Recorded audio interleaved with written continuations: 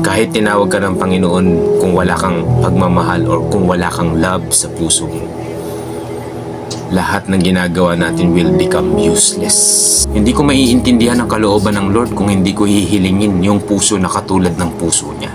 Pag-ibig po ang pinakadakila sa lahat. Yan, isang mapagpalang gabi sa ating lahat. I just want to share to you my devotion na nagmula po sa Mark chapter 12 verse 30 to 31. Sabi po dito, verse 30, iibigin mo ang Panginoon mong Diyos ng buong puso mo at ng buong kaluluwa mo at ng buong pag-iisip mo at ng buong lakas mo. 31, ang pangalawa ay ito, iibigin mo ang iyong kapwa na gaya ng iyong sarili, walang ibang utos na hihigit sa mga ito. So by the way, ito pong part na to ay merong nagtanong sa ating Panginoong Jesucristo kung ano daw po ang pinakadakilang utos. So kaya sinagot po ito ng Panginoon sa pamamagitan po netong Mark chapter 12 verse 30 to 31 na sinasabi niya na ito nga, kailangan mahalin natin ang Diyos natin ng buong puso, buong kaluluwa, buong pag-iisip, buong lakas.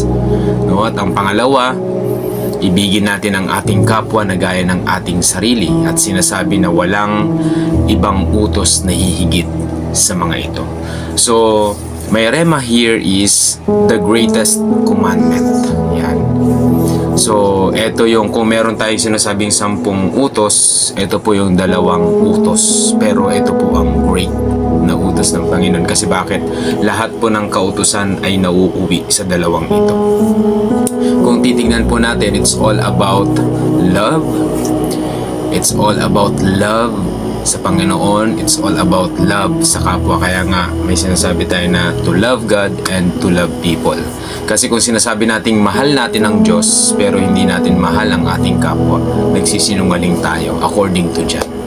No? So may reflection here is sa talatang ito, ipinauunawa na ang lahat ng mga kautusan mula sa umpisa ay nauuwi sa 2 utos na ito at wala nang dakila maliban sa 2 ito. No?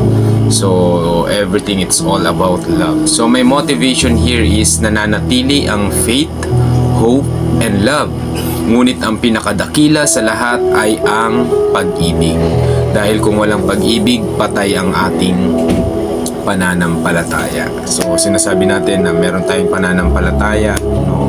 Naglilingkod tayo sa Panginoon, naglilingkod tayo sa kapwa, pero na-evaluate ba natin yung sarili natin kung yung paglilingkod natin sa Diyos at sa ating kapwa ay may kasamang pagmamahal? Yan. Or ginagawa lang natin dahil kailangan. Ginagawa lang natin para masabing naglilingkod tayo sa Panginoon. Pero tandaan niyo po ito mga kapatid, God is always looking at our heart.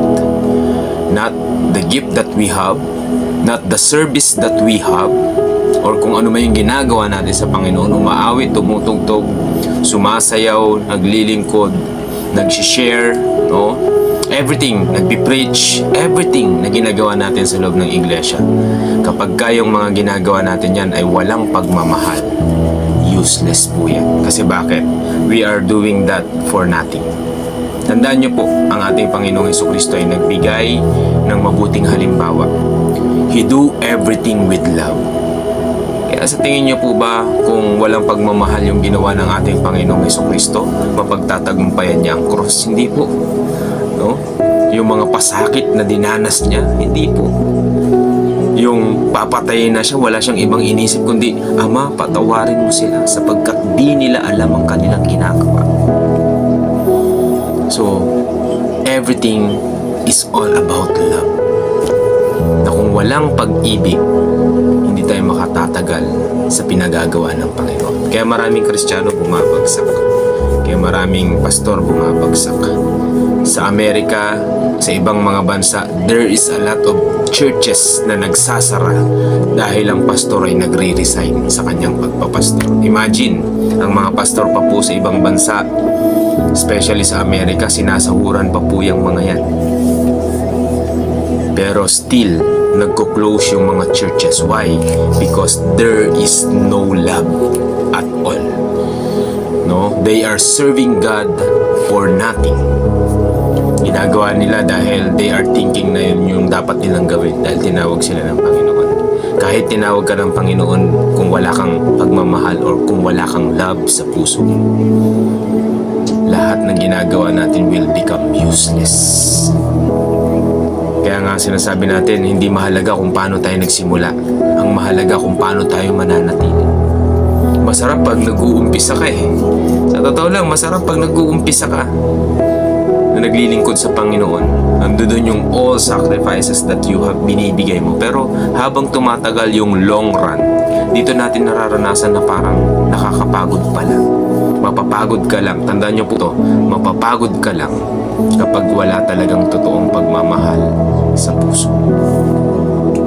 Everything ay nauuwi sa pag-ibig. Dahil kung may pag-ibig ka, you will do everything, even isacrifice mo yung buong sarili mo, buong pagkatao mo, buong ikabubuhay mo, everything about you, you will sacrifice it because you love God and you love people. So si Jesus, di ba? Iniwan niya yung trono niya sa langit, nagkatawang tao siya at hindi siya namuhay ng marangya. Baby pa lang siya, nasa sinapupunan pa lang siya, rejected na siya. Nung pinanganak siya, nasa sabsaban lang siya. Lumaki siya ng walang kahit na anong maipagmamalaki, maliban ang gawin ng kalooban ng Panginoon. Hindi siya nag-asawa.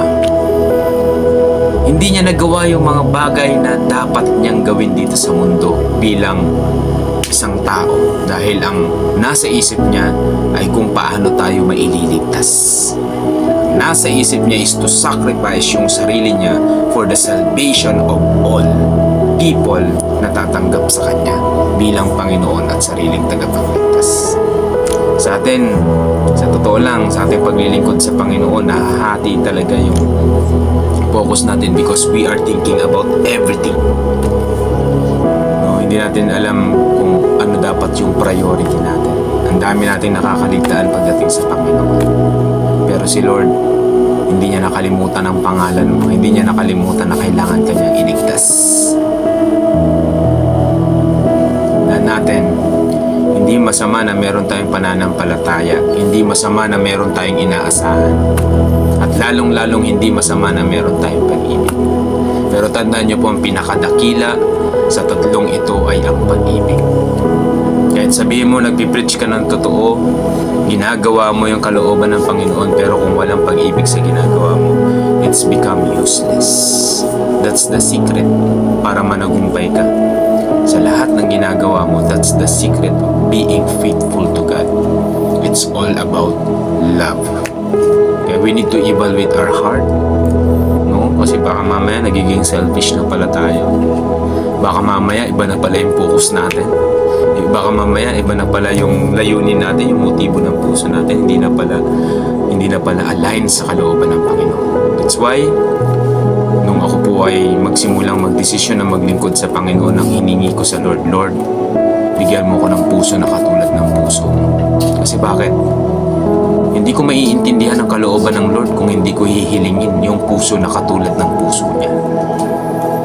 Kaya sa lahat ng gustong maglingkod sa Panginoon, humingi kayo ng puso ng katulad ng puso ng Panginoon.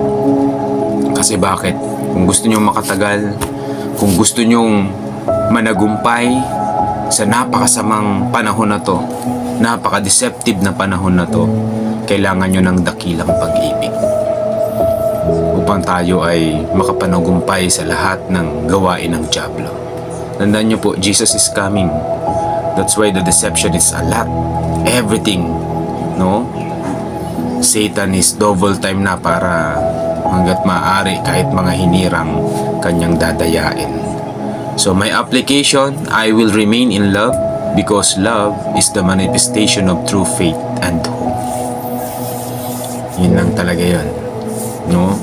Although nagpipreach tayo ng sometimes masakit, pero it's all about love. Dahil ang totoong nagmamahal, hindi natatakot na mag-preach or magturo or magpahayag ng katotohanan. Dahil ang katotohanan ang siyang magpapalaya sa mga tao, sa mga taong mananampalataya. Dahil hindi lahat sasampalataya, dahil hindi lahat maniniwala. Pero yan ang sinasabi ng Bible. John 8:32. You will know the truth and the truth will set you free. Okay? So, yun lamang po mga kapatid, nawa ay atin po itong naunawaan na pag-ibig po ang pinakadakila sa lahat. Dahil kung tayo ay may pag-ibig, iibigin natin ang Diyos ng buong puso, buong isip, buong kaluluwa, buong lakas. At iibigin natin ang ating kapwa na katulad ng pag-ibig natin sa ating sarili. Okay? So yun lamang po, nawa ay nakatulong po sa inyo ang video na to. God bless you all in Jesus' name.